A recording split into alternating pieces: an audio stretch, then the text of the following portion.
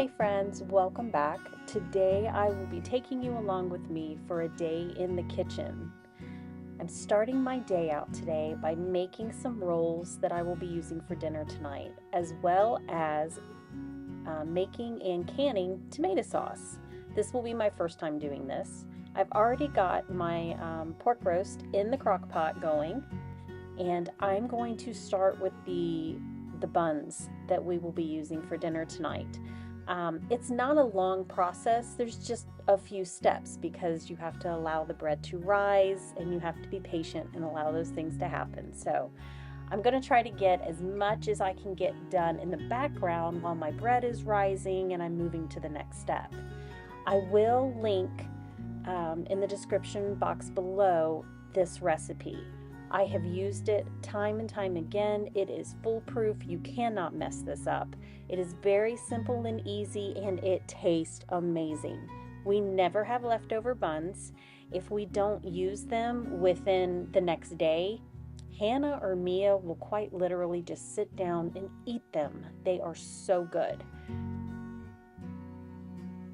And I'm going to do something a little different with this recipe. So you can use these and just make a regular bun. You can put sesame seeds on it. I actually have some leftover everything bagel seasoning, and I thought it would be really nice to sprinkle that on top of the buns this time around. Of course, I'm going to enjoy the honey that I'm putting into this. Now, you don't have to use honey. You can use sugar if you would like. But I try to use honey whenever I can.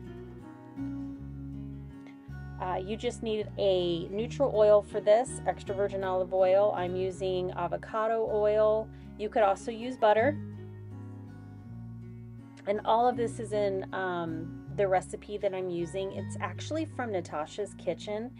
And not only do I love her recipes because they all seem to work. Like, I have yet to run across a bad recipe, but she is absolutely fantastic to watch. When she includes a video with one of her recipes, she is such a joy to watch. She is so entertaining and funny and just very lively, and she always adds the extra tips in there for whatever it is that she is making.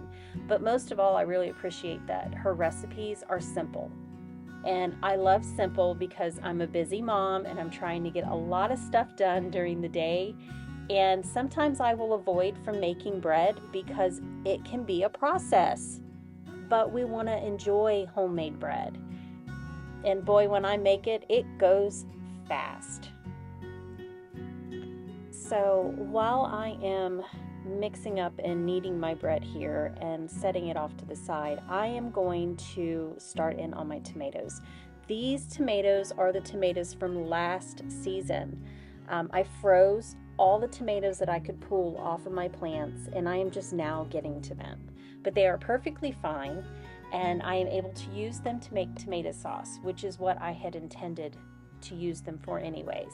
So I have been told by freezing them, prepping them ahead of time, coring them, and then putting an X on the bottom of them, that when they thaw, you can just slip the skins off of them. Now, I didn't have a problem with the red tomatoes, but I noticed with my yellow and orange tomatoes, the skins really stuck to the tomato.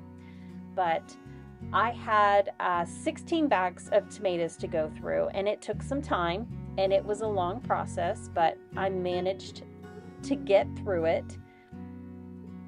And while I was doing most of this, I had a nice video playing in the background.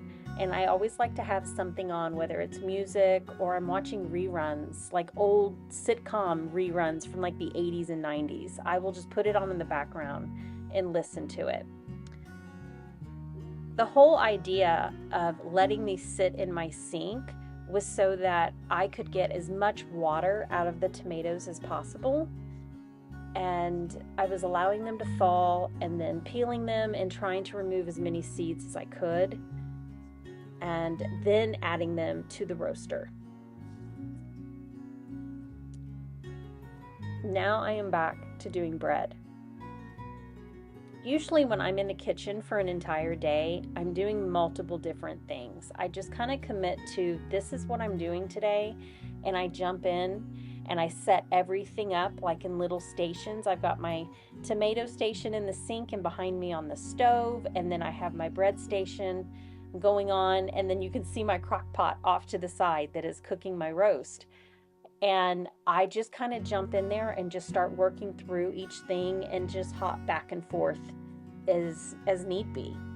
The bread was pretty much the hands-on thing. Like right now my tomatoes are sitting in the roaster and they are cooking down, so I'm trying to cook as much water out of them as possible so that they make a nice rich tomato sauce.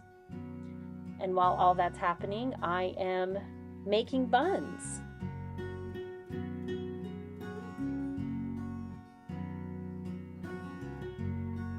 So as you can see, I'm still trying to perfect the whole rolling of the bun thing. The dough was real sticky this time, and it could be because my kitchen was pretty warm, but they all came out. I make a few that are just a little smaller for Hannah because she can't eat those really big buns, plus the meat and stuff we're going to add to it for dinner.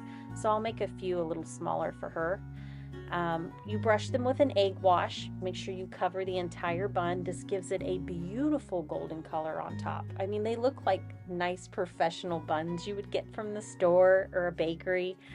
So I always feel so accomplished when I make these and they come out so great.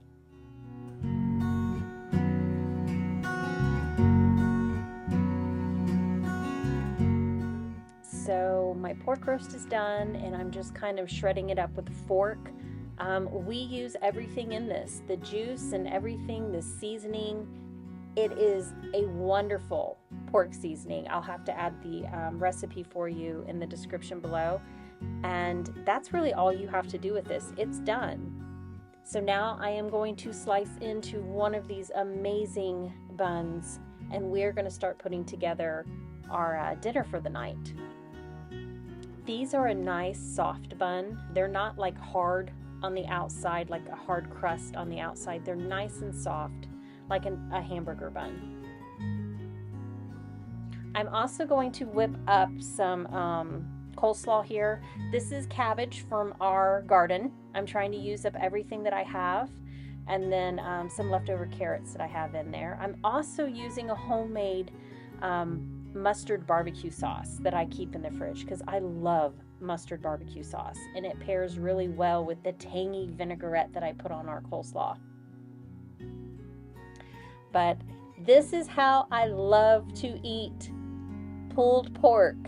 When I can put it on a hamburger bun and add a good tangy vinaigrette coleslaw on top, maybe a little bit of spice with some jalapenos or something, and it's amazing. The kids love it as well.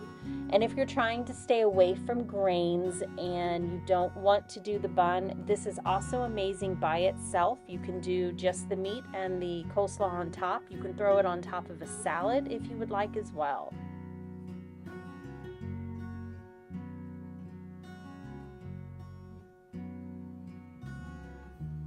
So my tomato sauce it's getting there. I went ahead and started to use my stick blender to kind of mix this up, break down any of the seeds that were in there, the peels that I missed, the big chunks of tomatoes. And as I was mixing this, I realized, wow, there's a lot of seeds in this still, and I didn't want seeds in my tomato sauce. So I broke out my mill and started to run this through the mill to get the excess seeds out. Really, I should have done this ahead of time. I should have done this before it even hit the roaster pan, but that's okay.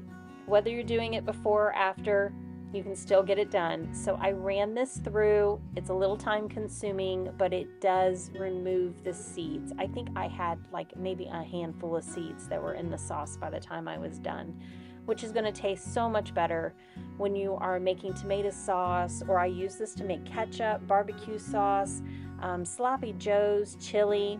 I don't season my tomato sauce. I leave it just as the tomato base because I use the tomato base to make so many different things. After that, I got it ready to can. I went ahead and did quart jars because we're a larger family, so we like a lot of sauce. once that was done and I had kind of cleaned up the kitchen, I decided, hey, I'm going to get ahead of the day tomorrow. We have started back into school and we homeschool, so my mornings can be a little hectic. And even though my kids are not hopping on the bus to go to school or I'm driving them to school, it is nice to have a quick grab and go breakfast. So I can whip up some scrambled eggs in the morning and they can grab a muffin that they can take up and start on their morning work. Also, banana muffins are great just to have around the house, or a banana bread. They make a quick snack. You don't feel horribly guilty by giving them a muffin. And they're there on the counter for them when they need them. Plus, Joe can grab one as he's heading out the door to work, and that makes me feel a little better. So guys, thanks for hanging out in my kitchen today. I bless you on your journeys, and thank you for joining me on mine.